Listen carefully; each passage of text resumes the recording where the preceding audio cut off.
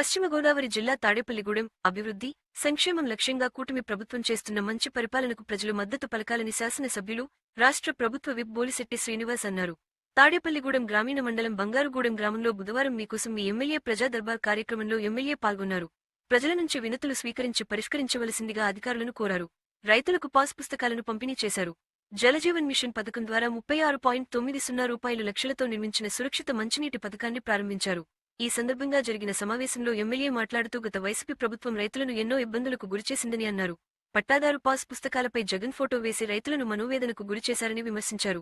Land titling యాక్ట్తో రైతులను ఆందోళనకు గురిచేశారని అన్నారు. కూటమి ప్రభుత్వం అధికారం చేపట్టిన వెంటనే ముఖ్యమంత్రి చంద్రబాబు నాయుడు, ఉప ముఖ్యమంత్రి పవన్ కళ్యాణ్లు ప్రత్యేక శ్రద్ధ వహించి రైతు సమస్యలు పరిష్కారం దిశగా చర్యలు చేపట్టారని అన్నారు. రాజముద్రతో పాస్ పుస్తకాలను పంపిణీ చేశామని అన్నారు.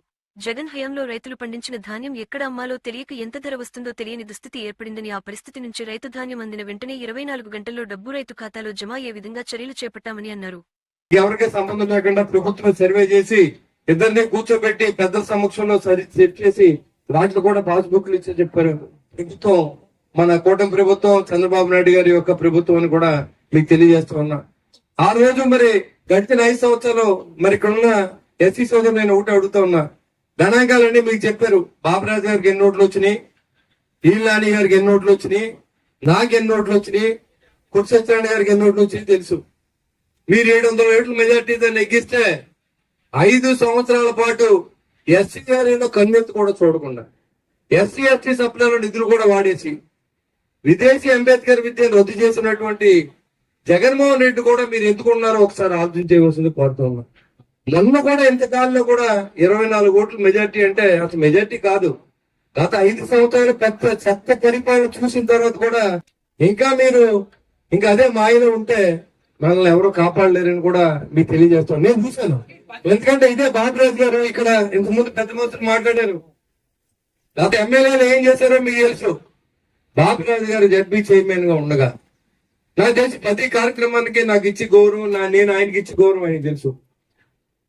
వచ్చాను ఇప్పుడు ఇక్కడ ఆయన అండర్ గ్రౌండ్ డ్రైనేజ్ వేయించిన విషయంలో కానీ, అదేవిధంగా సిమెంట్ రోడ్ల విషయంలో కానీ, బోరు విషయంలో కానీ, మంచినీటి పైప్ లైన్ విషయంలో కానీ, పశువులు డాక్టర్ షెడ్యూల్ విషయంలో కానీ, 100% మరుగుదొడ్ల విషయంలో కానీ ఇంకంతకంటే ఏ జడ్పీ చైర్మన్, ఏ రాజకీయ నాయకుడు, ఏ పార్టీ కూడా చేయదు.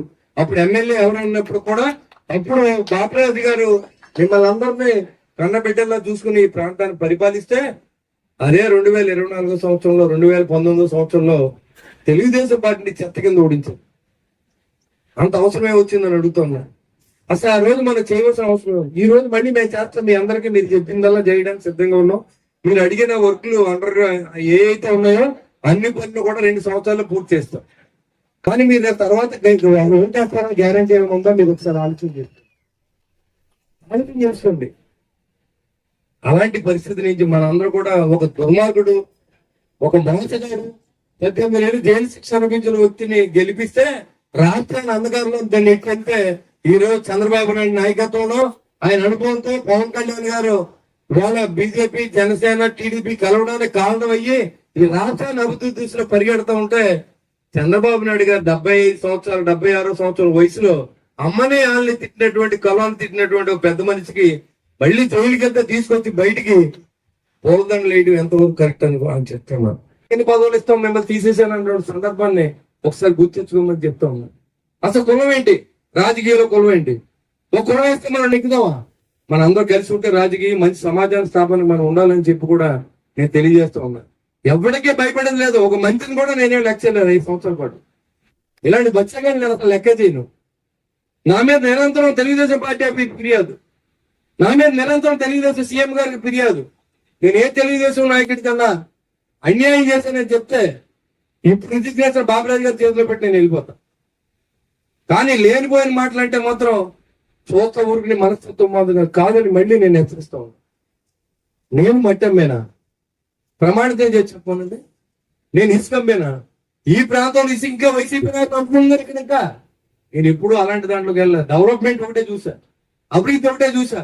నన్ను గెలిపించారు, మీకు సేవ చేయాలనే ఉద్దేశంతో పనిచేస్తా ఉన్నా. కానీ మీరు ఏం చేస్తా ఉన్నారు? ఇప్పుడు ఎక్కడ అభివృద్ధి జరిగిపోతే మళ్ళీ నెగ్గుతాడేమో. నేను ఉంటానో లేదో తెలియదు. 2065 సంవత్సరాలు నాకు 60 సంవత్సరాలు 2029 నా లైఫ్ నాకు తెలుసా? ఎంతమంది కుర్రోళ్ళు మన ముందు చనిపోతున్నారు. నేను కుళ్ళు రాజకీయం చేయను, ఏది ఉంటే అదే మాట్లాడతాం. కానీ ఎందుకు ఇంత అక్కసి ఎందుకు అంటున్నాను? 2019లో 14 ఎలక్షన్ చేశాను, నా ఆస్తి పోగొట్టుకున్నాను. 19లో ఎలక్షన్ చేశాను, నా డబ్బు పోగొట్టుకున్నాను. 24లో ఎలక్షన్ చేశాను, నా డబ్బునే ఖర్చు పెట్టుకున్నాను. నేను ఎవరు ద్రోహం చేశాను? ఎవరైనా రూపాయి అడిగాను? ఇక్కడ పందిట్లో ఉన్న వాళ్ళే అడుగుతూ ఉన్నాను. ఎవరైనా ఎమ్మెల్యే దగ్గరికి వెళ్తే పదవి లేదంటారు. ఎమ్మెల్యే దగ్గరికి వెళ్ళకపోతే పని వస్తే ఎవరి దగ్గరికి వెళ్తారు? వెళ్ళొద్దంటే మీరెవరు? ఒక మంత్రి వస్తే మీరు వెళ్ళొద్దని చెప్పి నియంత్రించే పరిస్థితి కాన్స్టిట్యూషన్ లో కనపడితే ఎవరిని ఉపేక్షించలేదు. ఎవరు ఇదివరకు ఉన్న ఎమ్మెల్యేలు ఉన్నారు కదా, తెలుగుదేశం ఎమ్మెల్యేలు. గోపాల్ ఎమ్మెల్యేలు కొత్త కొట్టు, గోపాల్ జనసేన ఇంపార్టెన్స్ ఇయ్యి, కనుగోలు ఓపెనింగ్ చేయించు. చంద్రబాబు నాయుడు గారు కాన్స్టిట్యూషన్ నేను ఓపెన్ చేస్తే ఒప్పుకుంటారా?